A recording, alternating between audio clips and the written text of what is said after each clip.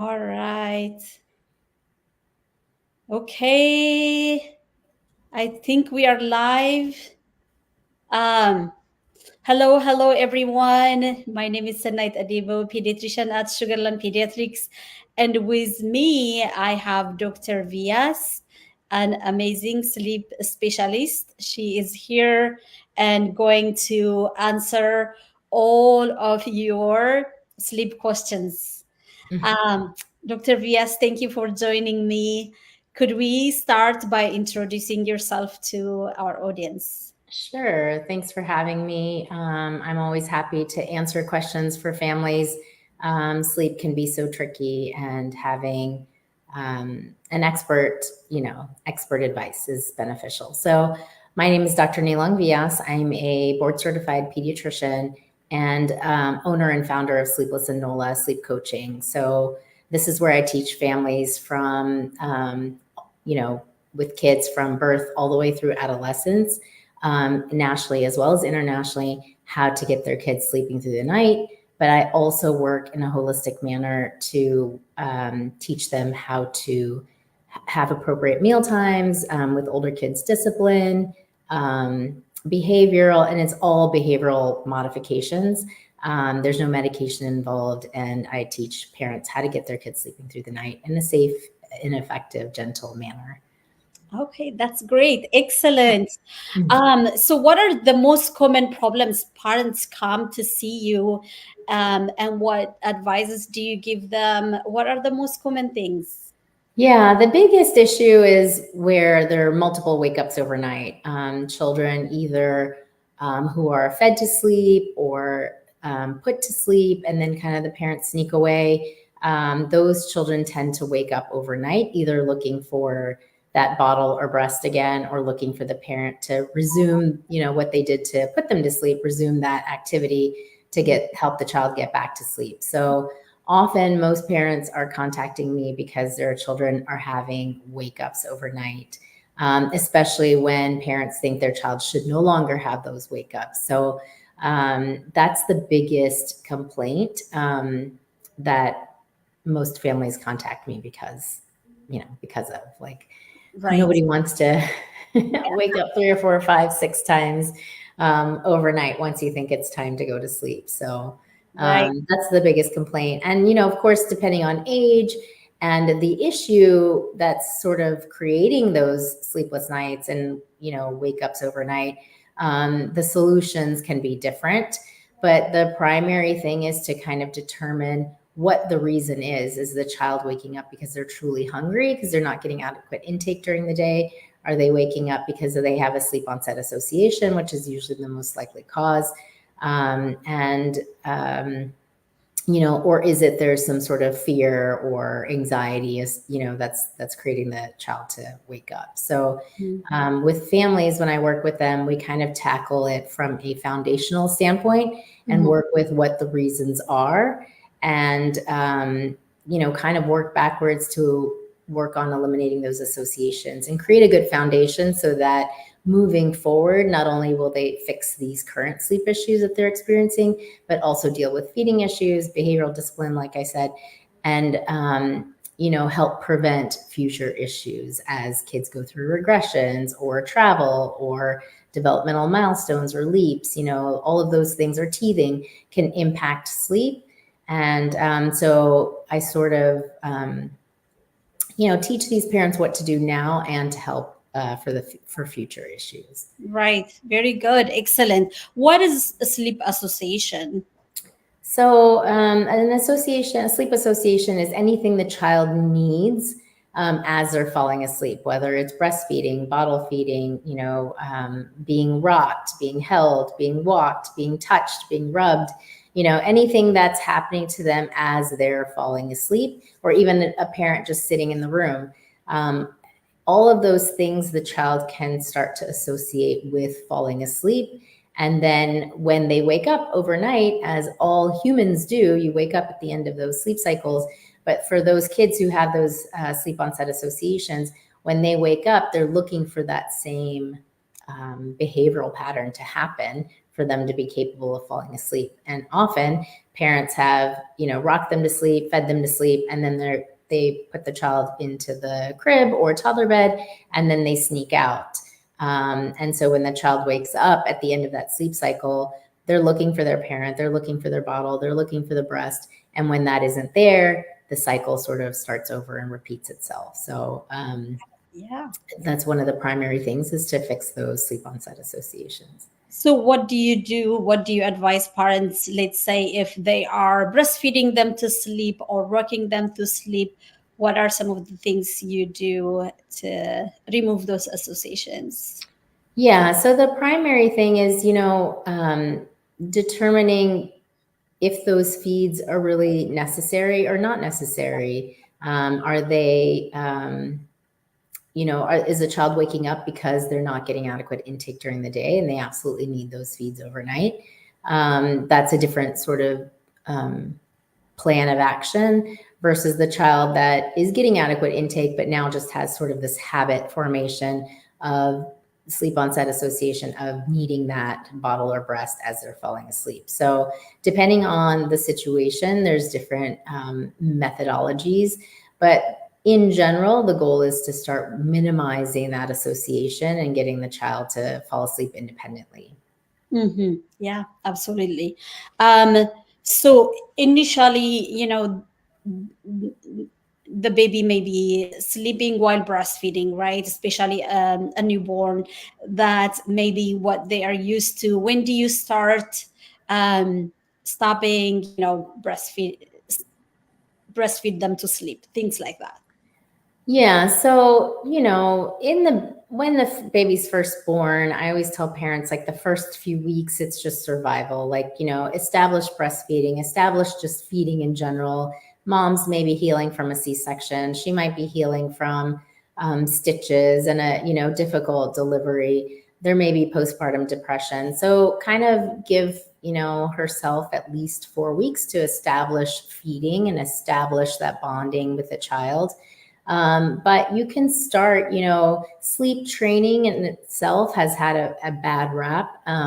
But to me, in my world, sleep training is teaching the parents what cues to look out for and what things the child needs and how to establish good sleeping habits and feeding habits. So if you start early, you can start as early as 4 weeks of establishing those habits, paying attention to the child's cues, paying attention to when they need to feed, when they need to sleep, and kind of getting into a rhythm of providing them what they need when they need it. And often those kids don't need to be, quote unquote, sleep trained and cry it out and all of that stuff. So you can start early to establish those habits and work from the beginning to eliminate or even prevent starting those sleep onset associations. Sometimes they happen just because if it's your first child or it's a fussy baby and, you have a lot of other caregivers maybe that are, providing their input or whatever. So there's a lot of things that parents are up against, when they first bring a baby home. There's another toddler in the house.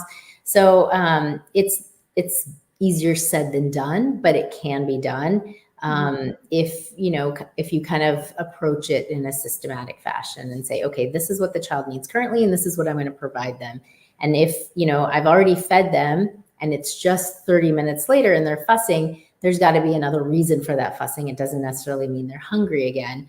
A lot of times with newborns, they're fussing because they're sleepy, and especially for moms who are breastfeeding, they're not sure if they were able to give enough breast milk. And so if the child starts to cry, they may say, well, maybe he didn't feed enough. I don't know. How much milk did I actually produce?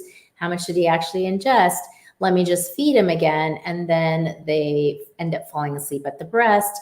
And then that association has kind of been implanted, and then it happens multiple times on repeat.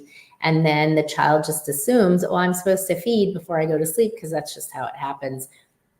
And that association sort of gets laid down. So, depending on how the association was created, what the association is, will determine how you undo it. But I think if parents know that from the get-go, that if you can try to eliminate or avoid creating the associations, then you have an easier time in the long run. But it's never too late to start. Doesn't matter how old your child is. And if you realize I do have these associations set up, there's always a way to undo them in a gentle way, without, you can always do cry it out, but there's also gentler ways if that's what you're interested in. Got it. It just takes a little bit longer and can be a little harder, but it's doable. Yeah, that's excellent. Those are really helpful key, tips for parents. So let's say a 1 month old is breastfed already and is crying 30 minutes later. It's clearly not hunger, especially if breastfeeding is established and mom has her supplies and all of that, right? So what would Right. you tell parents to, instead of giving the breast, what to do instead? So if it's been a good feeding, the Mhm. the feeding that happened 30 minutes before, if it was a good feeding, often it can just be a burp, so just repositioning the child, trying to burp, even if they've burped previously, or you realize, oh yeah, I didn't get a burp out when I tried after that feed, and now they're fussy. There's a possibility it could be a gas related issue. So trying to burp them, trying to reposition them, making sure that there isn't anything wrong, wet diaper, dirty diaper, too hot, too cold, just wanting to be repositioned. So going through all of that sort of checklist first before Mhm. just going ahead and putting them on the breast. Right. Yeah, that's a good point. So, is your recommendation to put the baby down while they're still awake to prevent those associations? Yes, it's the kind of golden rule, but it's harder said than done. Mhm. But yes, if you start early and you can establish that pattern of, feeding the child, having some little playtime or interaction time, and that playtime can just be the child interacting with its own environment, own fingers and hands and feet. It doesn't have to necessarily be a playful environment. It can just be them interacting with themselves. So feeding, having a little bit of interaction, and then putting them down to sleep. So if that can be done most often in the right pattern, kids will be able to fall asleep independently and in that awake state. Often what happens is children get too overtired, and then they end up falling asleep at the breast or bottle or while being held, or at the changing table or Yeah, whatever else. Yeah. I know. So Yeah.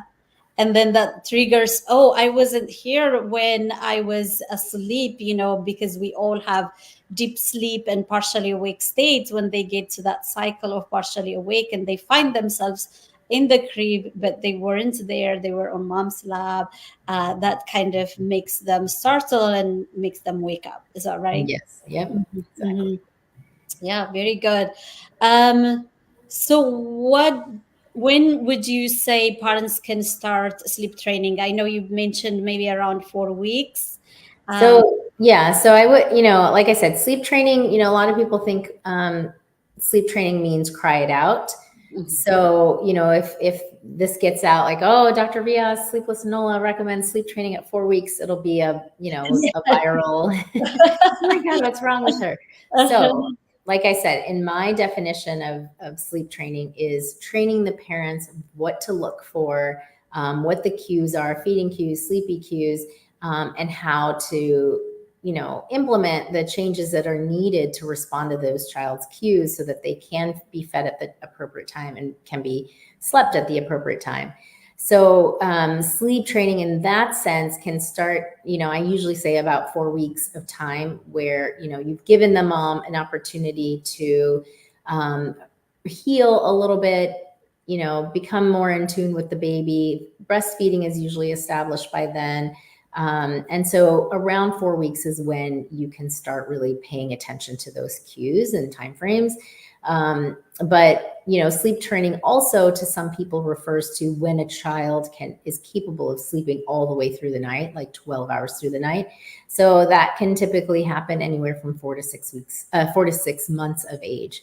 So in that sense, sleep training of when the child's capable of sleeping all the way through the night can start around 4 or 6 months. So, you know, the sleep patterns of newborns can be pretty irregular, erratic, but a lot of times there's a pattern to it. It's just a matter of tuning into that pattern for that specific child. So, that's the key, is to kind of guide parents on how to tune into that, so that they're more mindful of whether the cry is a hunger cry or a sleepy cry, or I'm a wet, dirty cry, or I have a burp cry, and responding in that way. Often parents are so exhausted that it's like any cry, especially if there's a toddler in the house that might be sleeping, or other kids in the house, or other things going on. The thought is, let me put them to the breast. They must be hungry. And that's also how a lot of those associations get created. Right. Yeah, that's a good point. So, would you recommend to put the baby down once they are feeling a little drowsy and sleepy, but not quite sleepy yet? Yes, that's Mhm. ideal. Yeah, very good. Excellent. What is sleep regression? So, regressions can happen when children go through developmental growth spurts or leaps, different milestones. And often it's when the biggest one, it can happen around 4 or 6 months of age, or the first big one. And it's typically because infants younger than that were falling asleep at the breast or bottle, or being rocked, and then parents were able to put them into the crib and walk away, and the child would stay asleep, and they're like, I have the easiest angel baby, this is so awesome, I've got parenting down. And then that 4 or 6 month regression hits, and the regression is more so because the child becomes more aware of their environment and surroundings around that age. So their hearing improves, their vision improves, their sense of self and awareness improves. And so they're like, hey, what's going on here? This is different. I don't know that I like this. They get this feeling of uneasiness, that they're falling asleep in one place, waking up in another, and they start having, that sleep onset association really kind of sinks in for the child. And so when the parent isn't necessarily there when the child wakes up, after just 20 minutes or 30 minutes, parents, refer to it as a regression. It's a different, it's not continuing to move forward and having more longer stretches of sleep, but they're having shorter stretches of sleep. So they're regressing to an infant, like a newborn stage of sleep. So it's referred to a regression. But often those regressions happen because kids have that sleep onset association, and they don't know how to put themselves to sleep and don't know how to self-soothe. Right. Okay. Got it. Um, and so, what would you tell families who may be experiencing this? They can contact me. I will help them. No, so there's, you don't necessarily always need a full-on consultation. Sometimes it can be a quick fix that many pediatricians can guide families on. So, you know, it's just tricky because a lot of times it becomes this like vicious cycle. They try to, fix one thing, but they're also, the children around that age are also growing and maybe feeding more. So it's hard to know if those feeds overnight are true feeds or if they're just habit feeds. So kind of really figuring that out is step one. And then telling parents to work towards decreasing and eliminating those sleep onset associations. Right. Okay. Cool. Very good. Um, so we have mentioned some things about crying out, and most families have mixed opinion about crying it out and things like that. So talk about that if you would. What Yeah. it is? What is your expert ideas? Yeah. So cry it out is, in the general term, where a child at bedtime is put into the crib after all their needs have been met, fed, changed, burped, all that, and then put down and then sort of ignored until the next morning. Mhm. There's also a more, and a lot of people have found success with that in that their children start sleeping through the night quicker. There's also a period where you can do graduated check-ins to kind of make sure that the child is okay during those periods of crying. The reason parents can sort of fail at it and say, okay, this is, I thought it was supposed to only be 15 minutes of crying, but it was an hour, hour and a half, 3 hours, and my kid was still crying. This doesn't feel right. And a lot of times parents sort of abort the process.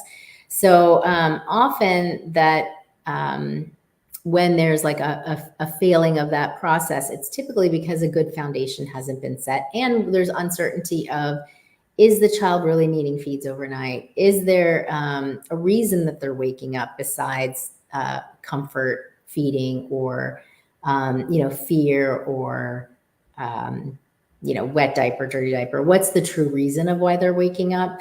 So kind of establishing and figuring that out can help eliminate the sort of regression that can happen with cry it out and how it can go backwards or fail. So in my practice, a lot of families have reached out to me specifically because they want a different approach. They don't want to, as many tears. So, crying to some degree is the way children communicate, but you can put forth a process where there's minimal tears by creating a good foundation of what the child needs for feeding and sleeping, and then working from that. So, the parents that have seen great success with it, most often those parents know that I know my child's capable of sleeping through the night. They've either done it before or do it for grandma or do it for the babysitter. So I know they're capable. I know they're getting adequate intake. They're growing fine. They don't need intake overnight. And those parents, can do okay with cry it out. The ones that tend to, like I said, not have as much success with it is when there's confusion about what the reason is of why they're waking up overnight. So Right. in my practice, like I said, I most families come to me because they want a more gradual approach with minimal tears. Right, for sure. Absolutely. By the way, everyone, if you are live with us, you're tuning in, and if you have any question for Dr. Nilo Vias, uh, leave a comment on Facebook if you are live. We would be happy to answer all of your questions. And Kyla is monitoring those comments for us. If you're joining live on Facebook, let us know where you're joining from. Let us know what questions you have. Make sure your questions are answered. So we look forward to hearing from you. Very good. All right. So, while we are on the topic of crying out, what do you recommend families do? I assume if you let your child cry for a long time, it can have psychological impacts of feeling abandoned, and it may have mental health consequences in the future, right? What is a practical and safer approach rather than just letting your child cry all the as long as it takes? Does that make sense? Yeah. So, I mean, plenty of studies have been done on this topic, and they've studied children at the time of, parents doing cry it out and afterwards, and then, multiple years afterwards, and they haven't seen any psychological damage.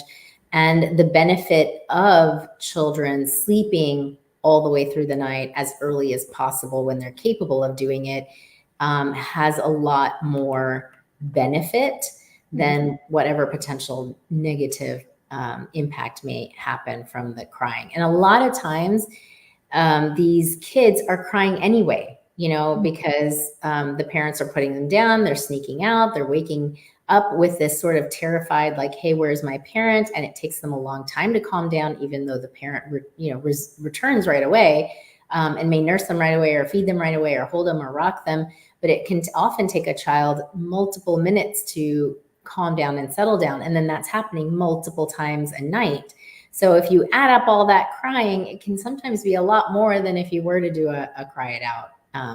So I just want to, not that I necessarily promote that with my families, but it is available if that they choose for a quicker approach. But like I said, most families come to me because they want a more gradual, fewer tiers approach. But I just want to put that out there for the families that, do want to cry it out approach, that it's not necessarily going to harm the child. And if you're thinking about the long term, how much they're crying as it is, and how little sleep they're getting as it is, it's better to implement something like that sooner rather than later. Right. Yeah. Um, Yeah. so the goal being to get your child sleeping as much as possible in whatever way possible that gives them what they need. And that's why I keep talking about the foundational needs. Like, provide them what it is they need with feeding, with sleeping during the day, getting adequate calories, and making sure you're not setting up those associations. Then they're going to sleep the amount that they need. Now, most kids are not getting adequate amounts of sleep. A lot of times because parents don't want to deal with the fight of putting the child to sleep. Often there is a fight for kids who have sleep onset association. And so then parents end up dropping naps sooner than they're supposed to. And so then these kids are in a sleep deprivation state since infancy, and then that carries on, and then, forget about adolescence.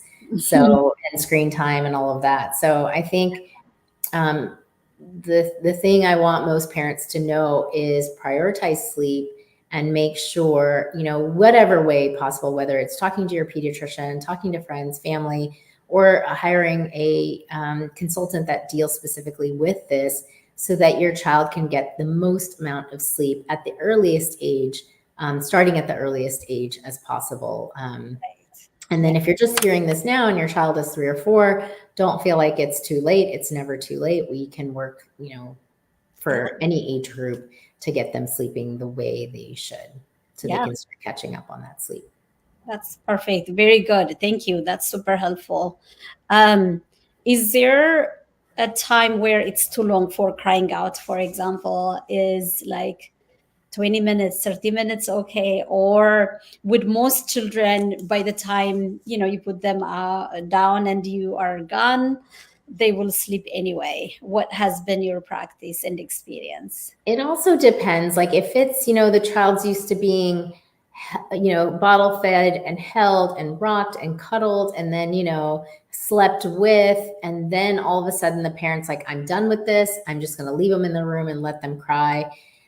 That's a huge difference and a huge change. And the child may cry for hours, because they're just, terrified of what's happening. Right. So, having a gradual approach is my preference.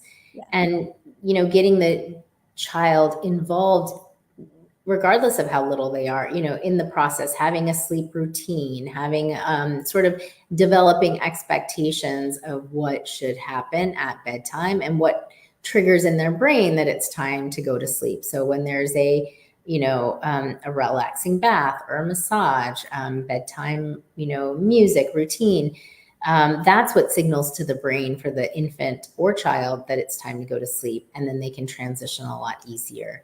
And in those situations, even if you were to do a true cry it out process, it's not going to be as intense with as much tears, as opposed to just starting one day cold turkey and putting it into practice. Yeah, absolutely. Would you recommend going back to the room? Let's say if the infant is sleeping in a different room after a certain time, as a gradual way of sleep training? Is that Yeah, that's perfectly fine. All right, very good. All right, so for new parents, that are expecting and maybe they are going to have a baby in a few weeks, what would you tell them to avoid any sleep issues and things like that? What would be your advice for new parents? I would tell them to get a good support system, whether it's family members, friends, neighbors, have people there to support them, whether it's through dropping off food, dropping off grocery items or diapers or, that sort of thing. Not trying to do it all yourself. It's impossible. Having a partner available to help with night times. A lot of moms who are breastfeeding feel like this has to all be on them. And it doesn't have to be, there can be like one pump session where dad feeds, or even one formula bottle, even with all the other breast milk bottles or breastfeeding, there can even still be one formula bottle to take some of the work off of mom. There's a lot of options out there for mom just to not get overwhelmed and exhausted, making sure her mental health is, someone's checking in on her mental health. So in order to avoid exhaustion and fatigue. And then when that sort of builds up is when those sort of bad habits get put into place. And I don't think any parent says, I'm going to create sleep onset associations for my child. I don't want my child to sleep through the night when they're capable. Nobody gets pregnant knowing that that's what they're going to do. It just sort of happens. So, get rid of the guilt and say, even if you're at that position where that has happened, then say, I know that there's help. Don't be afraid to reach out for help. It's better to do it sooner and get that help so that you don't get into an overexhausted state. And you can enjoy the time with your infant. So, kind of take it easy. And there's with all the Instagram and Facebook and, all the stuff out there. A lot of parents can fall into the trap of, I've got to have the perfect nursery and the perfect baby and the perfect, everything. So just give yourself some grace, give yourself a break, and set up a good support system. Yeah. And reach out for help. Yeah, absolutely. Absolutely. Good. So let's move to teenagers and sleep issues. um, what are the most common issues you see in teenagers, and what are the common solutions? Yeah, so teenagers, the issue is their sleep cycle changes when they get into adolescence, and they tend to want to sleep a little later and wake up a little later. And a lot of schools start pretty early, and so and they tend to have a lot of homework, so they get behind on their sleep during the school year. So they try to make up that sleep on weekends and the summer.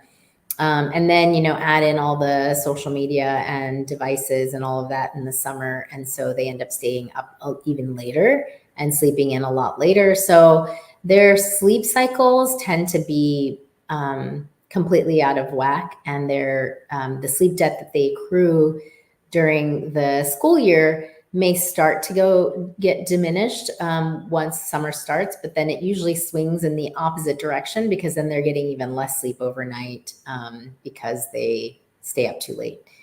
So that's the biggest issue with adolescents, is not getting adequate sleep, not getting adequate numbers of sleep. Also, because they are older, they can push the limits a little more of when they feel sleepy, especially because there's a lot of fun activities, especially online, that are happening. So even if they're feeling fatigued, if they're looking at a blue light device, iPad, tablet, phone, whatever, they don't get the signal to their brain that it's time to go to sleep, because the blue light from the device diminishes their melatonin production, which is the sleepy time hormone. So even if their body was feeling sleepy, the blue light tricks the brain into thinking they're still wide awake. And so they can continue being on the devices for, hours past when their body was ready to go to sleep. And so the biggest issue I see with adolescents is not getting adequate amounts of sleep.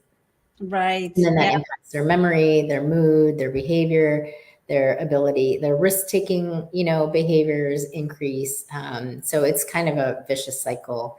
And parents really need to guide and monitor that, and enforce a bedtime just like they did when their children were younger. And they may feel like, well, my kid, has to stay up and do homework, and I can't really control that. I can't stay up till midnight. while they stay awake, but you can, turn off access to social media or phones or whatever, so that once they're done with homework, there's nothing else fun to do and they can Go try to to get sleep. themselves to Right, sleep. right. Yeah. Very good. Excellent. How much of, the families you work with are teenagers? Are you seeing, especially with the social media issues now, are you seeing an increase in sleep issues in teenagers? And if, Absolutely, 100%. yeah, if so, what do you do?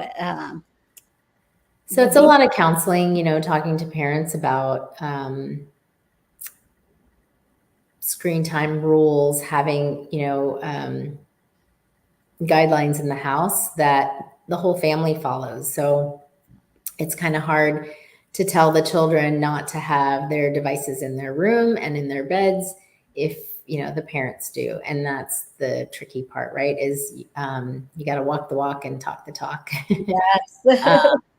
And so I think that's a huge kind of approach that parents can take, is to take a look at what's happening with them and their social media usage or screen time usage, and then help guide their kids, Yeah. because it's highly addictive. It's highly addictive for us as well as adults who know better. It's still addictive. So imagine with their underdeveloped brains, what those devices are doing.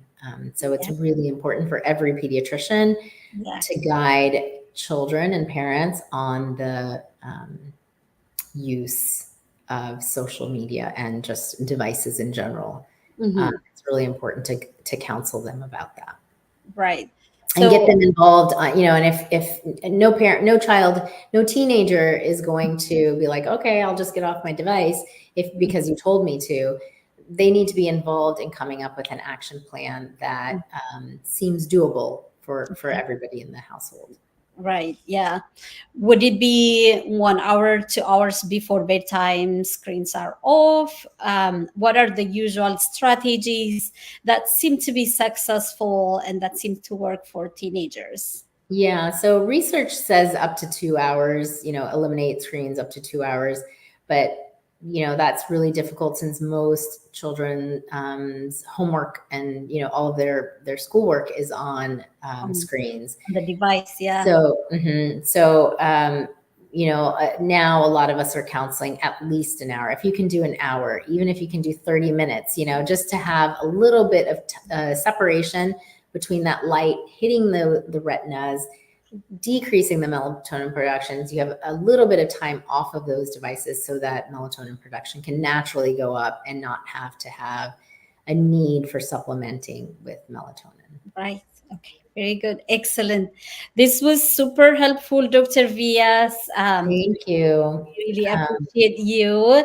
Um, yeah, go ahead. You were going to say. Yeah, I was going to say I can put my website, or you can put my website. So if families are looking for more specific, tailored advice specifically to them and their situation, a lot of times parents are dealing with a newborn and they have a toddler and they have possibly an older child that they're struggling with. And one may be a good sleeper and the other two may not be. So I do a siblings package as well, so we can deal with all of the children to get them on board. And like I said, not only just sleeping difficulties, but feeding, and looking at the whole family unit and how their lifestyle functions, and making sure that we come up with a plan and schedule that meets their lifestyle so that they can be successful, and coaching them on how to work towards eliminating some of the Yeah, habits that can prevent good sleep.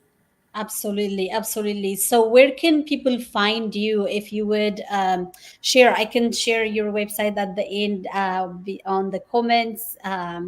But, something quick if you want to share Yeah, where. it's easy. Sleeplessanola.com. So, and then they can go on there to read the blog. They can go on there to make a free consultation appointment.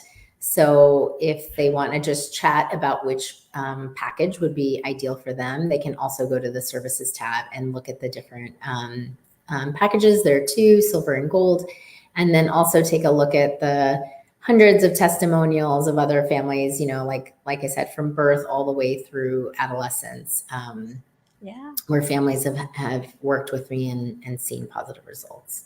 Excellent, excellent. I love that. That's great. Thank you for all you do, Dr. Vias. Before I let you go, do you have any final um, wisdom or final things you want to share? Yeah, so I think, sleep is such a crucial topic and one that gets discussed, yeah, over backyard barbecues and on Facebook moms groups or parent groups, because it's so important, and it hurts when you don't get it. It hurts your heart, it hurts your mind, it hurts your body. And a lot of parents are managing with very little sleep, and it doesn't have to be that way. Right. So, kind of take a look at your situation and think about how much sleep your child needs and if they're meeting those goals. And if not, like I said, reach out for help, or, there's plenty of information online available too. Sometimes it can be contradictory or confusing, and, you don't know how it fits into your specific situation. So that's why it's helpful to have a coach. And if it's not me, find somebody, anybody that will help you get the information that you need so that you can have a good night's sleep. So, reach out for help, give yourself some grace, and take a look to see if your child is getting the right amount of sleep they need for their developmental age. Excellent, excellent. This was super amazing. It's been a treat. Thank you so much, Dr. Vias, for everything you do. Everyone, if you would like direct consultation or you want to get in touch with Dr. Vias, reach out to her on her website, sleeplessnola.com. Sleepless in NOLA. Sleepless in NOLA. NOLA stands for New Orleans, Louisiana. It's a play on New Ah, Orleans. So, okay. yeah, that's where, Right. where the business was founded. Yes. So Okay. Sleepless in NOLA, kind of also play on Sleepless in Seattle. So, and Okay. I love that. That's then fun. also available, I'm on Instagram and Facebook and YouTube and all of that. So, And how can they find you on social media? Just your full name? it's Sleepless NOLA, Sleepless in Same, NOLA. same. Okay, Yeah. everywhere. Yeah. Okay, guys, everywhere. Website, social media, Sleepless in Nola. All right. Thank you, Dr. Vias. This was fun. We should do this again. Sure. All right. Take care. Okay. Bye. Mhm. Bye.